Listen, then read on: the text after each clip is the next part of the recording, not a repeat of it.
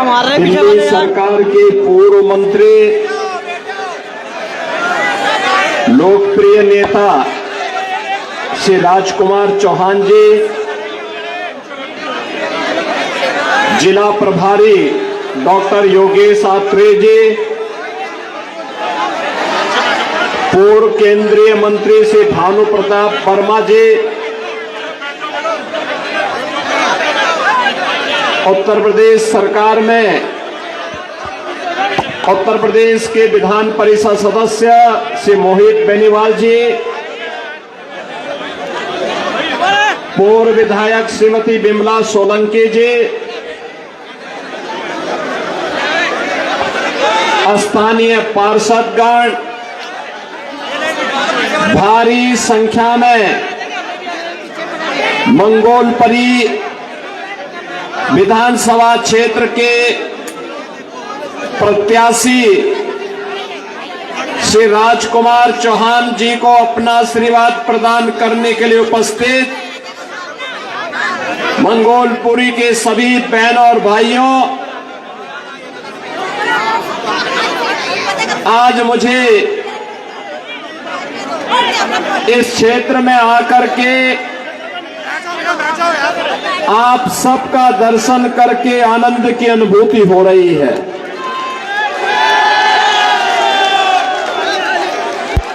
मुझे आनंद इस बात का भी है, मैं कल रात्रि को ही प्रयागराज महाकुंभ की भूमि से वापस आकर के आज प्रातः काल ही मैं आपके यहां सभा के लिए प्रस्थान किया हूं और अब आपके पास पहुंचा हूं। इस सदी का सबसे बड़ा महाकुंभ प्रयागराज में गंगा, यमुना और मां सरस्वती की पावन त्रिवेणी में प्रयागराज में पूरी भव्यता और दिव्यता के साथ आयोजित है। महाकुंभ में श्रद्धालुओं का आगमन का अंदाजा भी इसी से लगा सकते हैं कि पिछले 16 दिनों में अब तक लगभग 18 करोड़ श्रद्धालु त्रिवेणी के संगम में पावन स्नान करके अपने जन्म और जीवन दोनों को धन्य किए हैं। बहनों और भाइयों, ये भारत के विरासत के प्रति भारत की जनता जनार्दन की अगाध आस्था का प्रमाण है। एक नए भारत का दर्शन हो रहा है और नए भारत का दर्शन हम सबको कराया है इस देश के यशस्वी प्रधानमंत्री श्री नरेंद्र मोदी जी ने।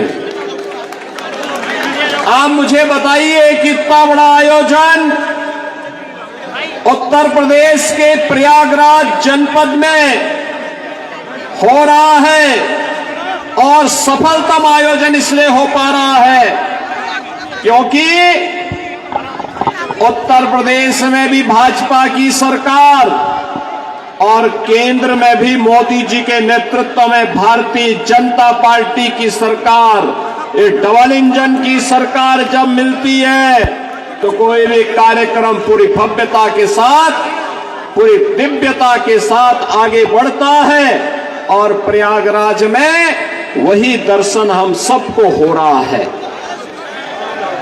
बहनों और भाइयों, 2025 का जनवरी माह भव्य और दिव्य महाकुंभ के लिए और 2024 का जनवरी माह एक भव्य और नव्य अयोध्या के लिए जानी जाती है। याद करिए, अयोध्या में 500 वर्षों तक इंतजार करना पड़ा, लेकिन जब उत्तर प्रदेश में डबल इंजन की भाजपा की सरकार आई तो अयोध्या में 500 वर्षों का बैरियर समाप्त हुआ भगवान श्री राम के भव्य मंदिर का मार्ग प्रशस्त हुआ और अंततः 22 जनवरी 2024 को प्रधानमंत्री मोदी जी के नेतृत्व में उनके कर कमलों से अयोध्या में रामलला की मूर्ति की प्राण प्रतिष्ठा का कार्यक्रम संपन्न हुआ। बहनों और भाइयों, ये नया भारत है। नया भारत पूरी मजबूती के साथ, बिना रुके, बिना डिगे, बिना थके अपनी विकास की यात्रा को अभी आगे बढ़ा रहा है। विरासत को भी सम्मान दे रहा है, देश की सीमाओं को भी सुरक्षित कर रहा है, आंतरिक सुरक्षा की स्थिति को सुदृढ़ कर रहा है। बिना भेदभाव के योजनाओं का लाभ गांव, गरीब, किसान, नौजवान, महिलाएं, समाज के प्रत्येक तबके को दे रहा है। ये नए भारत पर हम सब भारतवासियों को गौरव की अनुभूति होती है कि हमारा देश भी दुनिया में विकसित भारत बनने की ओर अग्रसर हो रहा है। लेकिन बहनों और भाइयों, एक तरफ भारत आगे बढ़ रहा है, भारत की विकास की दर दुनिया के अंदर सर्वाधिक है, विरासत का सम्मान करते हुए भारत नित नए प्रतिमान को स्थापित कर रहा है। दूसरी तरफ, दूसरी ओर दिल्ली के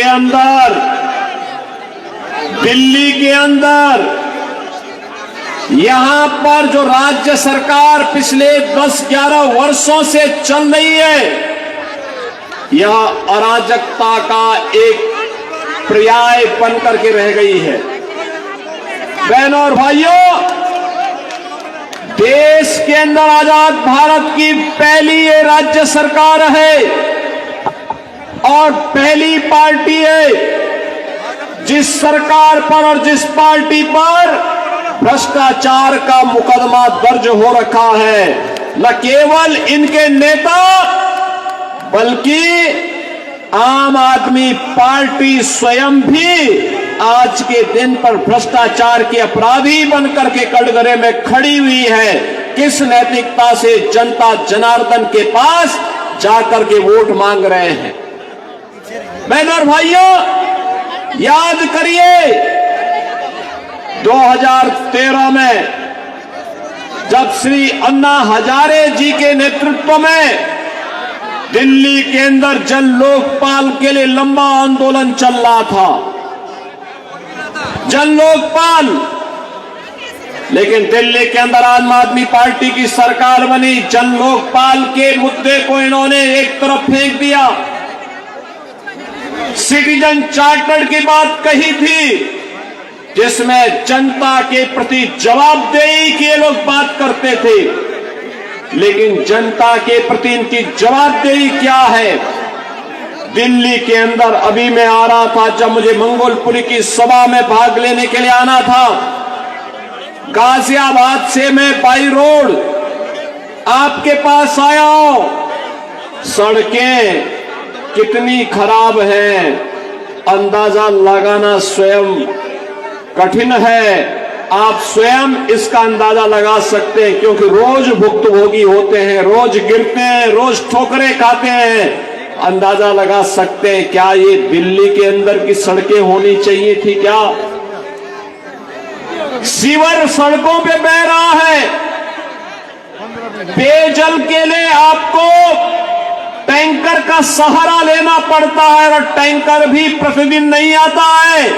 कई सप्ताह में एक दिन आता है, कई 2 दिन आता है।